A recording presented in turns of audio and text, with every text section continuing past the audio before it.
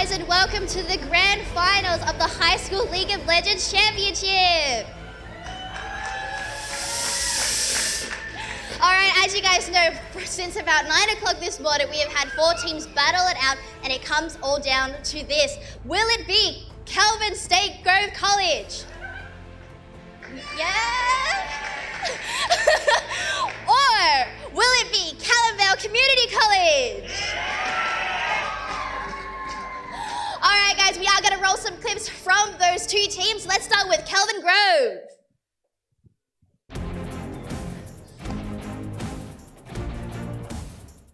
I'm Andrew Zuri. I'm Levi. I'm Elliot. I'm James. I am Christopher Belcher at Kelvin Grove State College. Baron has been started by KG4 right now. Right side, though, hadn't stepped up to contest. They need to stop this train from KG4 if they want back in this one. Microlag actually is charging up the elastic slingshot right now. He's going to go for it. Denied! Baron secured. I've known most of my teammates since primary school. And then we've played League together for 4 years.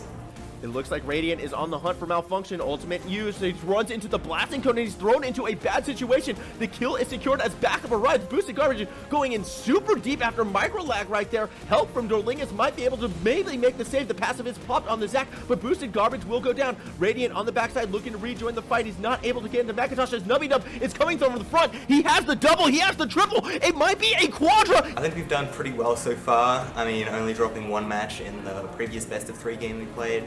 And this could lead to an opening for KG4. Boosted Garbage trying to fire away, and a good bind out at Daddied is going to slow the KG4 advance, but it is enough to secure the reset on the Dragon. Who's the best player on our team? Probably AS7 in the top lane. He's Diamond 2 right now. Ranked like 800 in OCE. Top player at AS7. Probably AS7. Myself.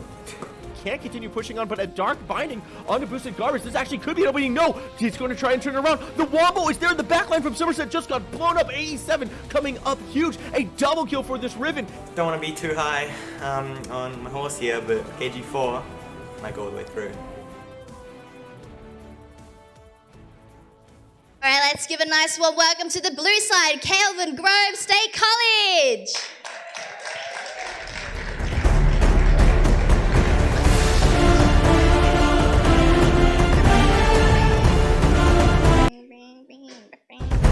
There it is. Hey, she was left.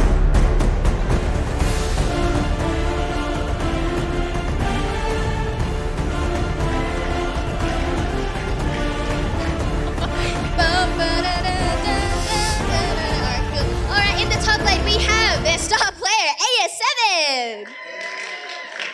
Ooh, in the jungle, Boosted Garbage. In the mid lane, Radiant. Our ADC, Nubby Bubby. And of course, their support player, Spunkle. Alright, you guys know this wouldn't be a match without a second side, and their opponents are going to be Calamvale Community College. Let's run a clip for them.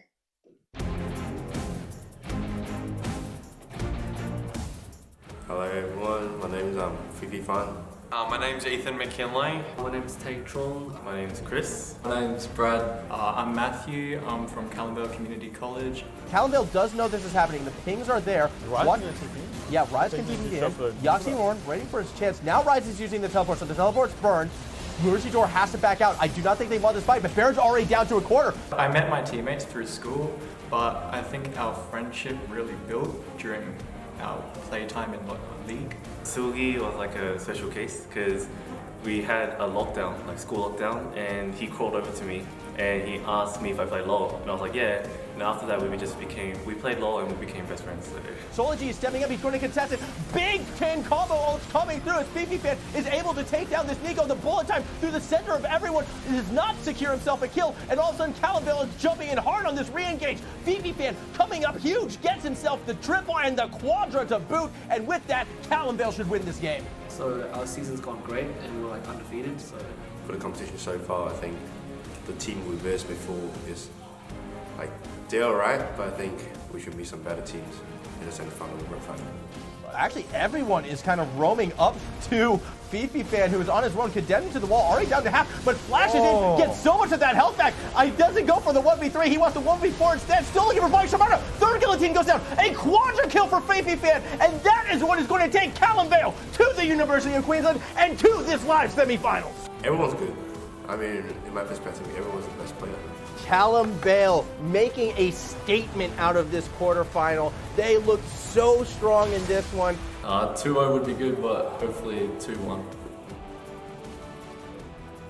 Alright guys, let's give a nice warm welcome to Calamvale Community College!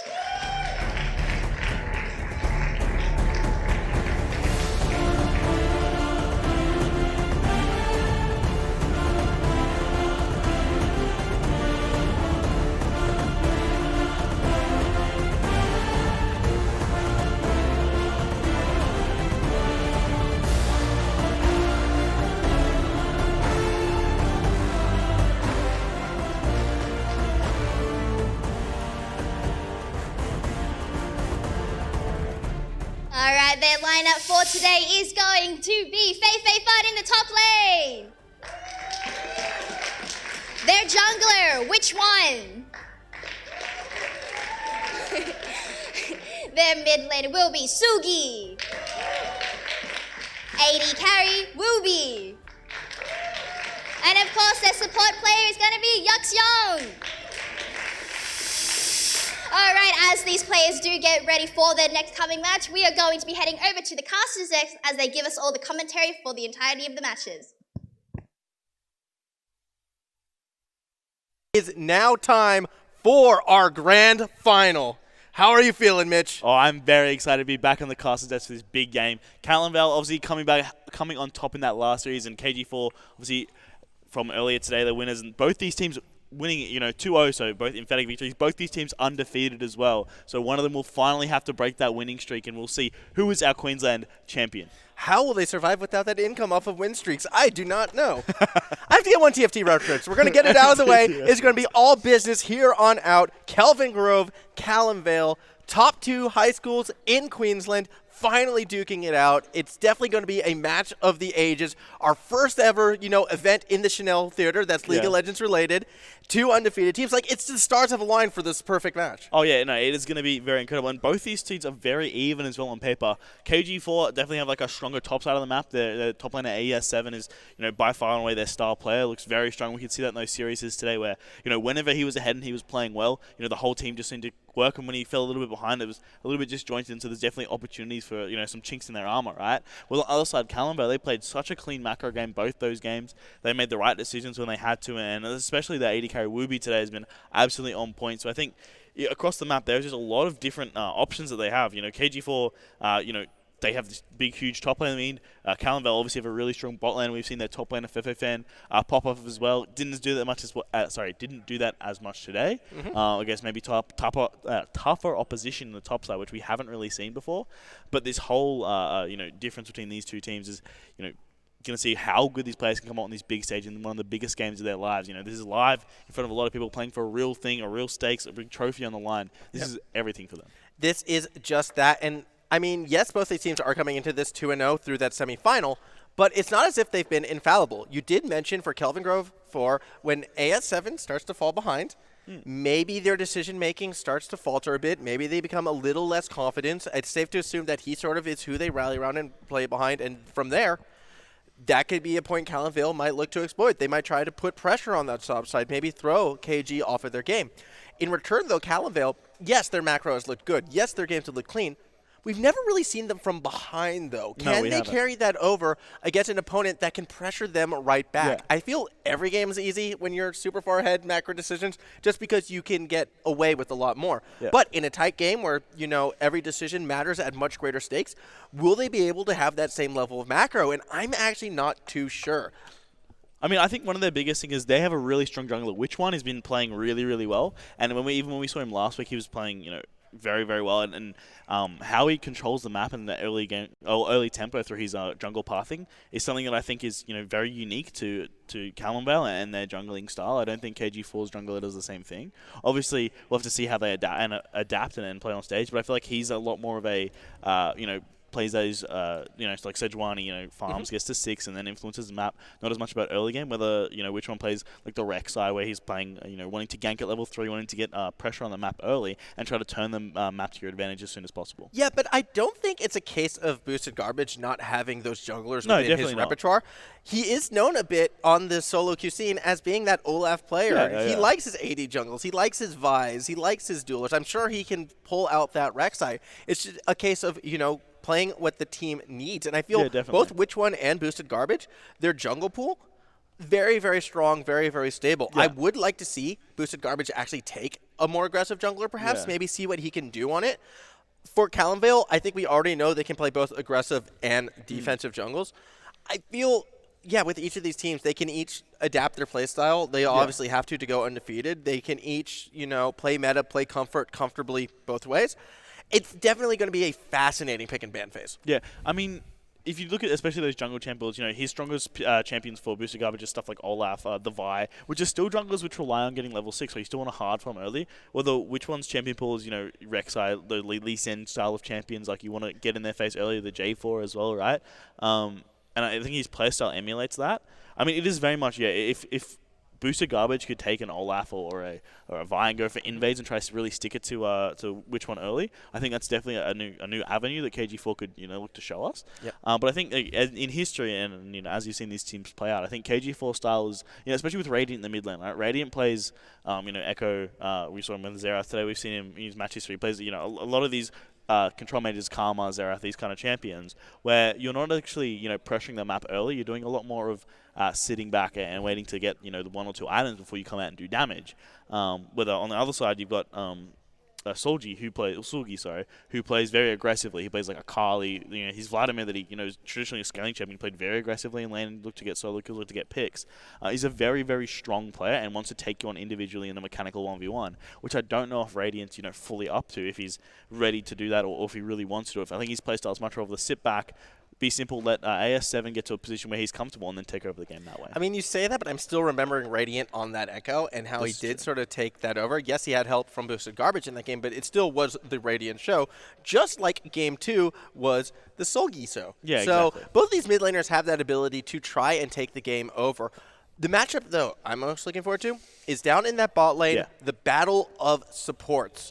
I think we've seen Yoxon do fantastic in his series, but I have notes. These are handwritten notes from my own research, and I have in big capital letters, trust in the Sponkle. I believe Sponkle is actually one of the more underrated supports throughout the entirety of the tournament. I think he's fantastic at these engaged picks, similar to Yoxon, and I feel whichever support can find those correct matchups, can find those correct avenues to really engage and get things going, will definitely have a huge bot lane advantage. We know both Nubbydub and Wooby can take over a game, if they get that lead. I mean, you definitely were impressed with Wooby. I was definitely going to highlight that. I think the bot lane, I'm more looking at the AD carries matchup, right? Both these AD carries were, I would say the MVPs from their 2 series. I think Wooby, everyone agree that Wooby, popped up on the Kai'Sa and popped up on the Xayah. Both games played very well. I think the Xayah game especially is that is a solo carry 1v9 performance from him. Whether on the other side, you see Nubbybub, who played really well both his 2 games, and I thought he was the player of the series. I think even in the game where they looked a bit shakier, he was still, I believe, 0 deaths and played quite well. And then the second game against the Vayne on the Xayah, he had a really good performance as well. So I think he is someone who can, go either way, right? He's both of these AD carries going to play really well, but in the lane where they're both playing really, really well, you're going to see if there are any exploits in each other's games if one of them can triumph over the other. Yeah, it's definitely going to be exciting to see which team will be able to get that early advantage. How will the opposing team fight it back? Who's going to get the first blood? Who's going to get the first Baron? Who is going to take home that trophy? Because this is it. Grand final time. It's been a long season. I believe we started back in February, was it? Yeah. It's back in February. It's all been leading up to this moment. Kelvin Grove, not a surprise to see them here. No, not at all. Calamvale, they've kind of come out of nowhere. I mean, they are undefeated though, but that run. I mean, they could put that whole doubt to shame here, right? If they win the whole thing, you can't go, oh, but they were versing easy teams. That's why they got so far. Yeah. They just won the semi-finals. They won their quarterfinals against quality opposition. Now you can really see, hey, these guys are the real deal. They're in the final. They're one of the top 4 teams, or top 2 teams, sorry, in the region. They are going to be really good, and they've proven it. Yeah, I like how you're bringing up that quarterfinal win for Calamvale. Shout out to the students from Maroochydore who have actually come all the way down here to watch this game. Kind of hear in the background a little bit of a cheer right there. It's going to be a fantastic matchup either way, but there's a lot of pride on the line. Being that first school to etch your name on that trophy, there's spots for 18 teams on there. So this is going to be the first of many, and making that statement would be fantastic for either side. Calamvale's journey really has been interesting just because they were one of those later teams to join in. I believe they joined in a position where they had to win every game in order to even get into the playoffs. And then from there, they just went straight all the way through. Yeah, thumbs up, my dude. Doing well. Since then, they've had to go all the distance. They haven't been able to afford to really drop one match, and they've done just that. So for that reason, if I were to be making picks, I'd be taking Calamvale. But you have a different idea on this one. I mean, I think this matchup is going to be very much decided about how the top lane goes. I think Feifei, I thought he was like a really, really good player. Like, as in, I thought he was like a challenger Smurf, right, when the game just won the quarterfinals. That game you just saw the other day, it's put a little bit more in perspective. He's still a very good top laner, and for an off-role player, he's playing, well above what you'd expect. However, I don't know if he's up to the same caliber as AS7, right? We saw AS7 today didn't look too flash hot because he was up against Aurora, who's also a very, a diamond level player, which, if you guys aren't familiar with League of Legends, is the highest rank outside of the Master Challenge, which is like a ladder system, top 200 A tier players, right? of its own. A tier of its own, right? It's like the difference between S tier and A+ tier. Pretty much, yeah. So Diamond's very good. That's the top, 2% of the player base, roughly. So these players are obviously really good. So against someone of the same caliber of opposition, you can't shine as much. Whether against someone who on paper is not as good, we'll see how good AS7 actually can be and how he's been carrying KG4 all the way up to this point. That said, it's also a chance for Feifei fan to, put some of his own down. Yeah, exactly. To be like, maybe I should be higher elo. That Darius game was not a fluke. I am a hard carry, and I am going to take this series myself. I mean, his Kennen was very good, the last 2 games. He obviously played the same champion.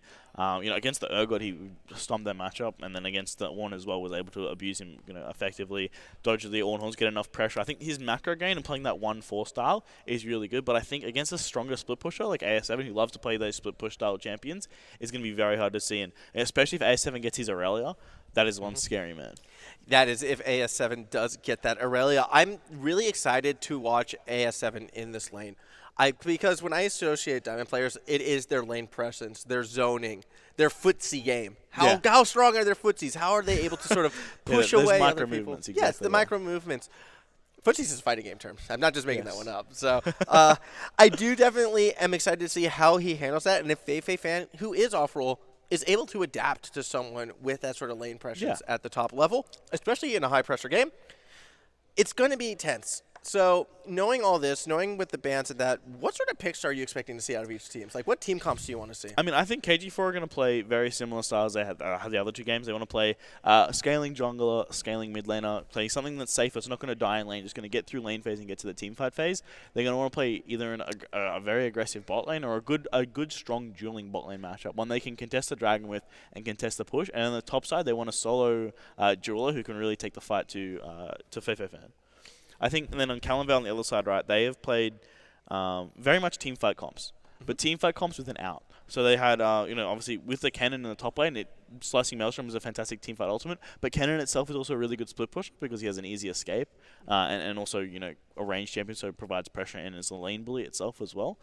So they like to play, they like to draft a team comp that is a very clear, easy to do main win condition, and if that win condition fails, they can fall back on something else, which I think is a very smart adaptation to do, and is one of the reasons why they're here in our final.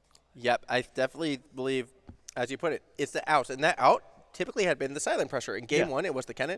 Game 2, it was that Vladimir, who you could throw in that side lane. That said, that Vladimir was a bit unusual in and of itself. I've never seen a hard AP Ignite Vladimir like that taken in this kind of setting. It paid off.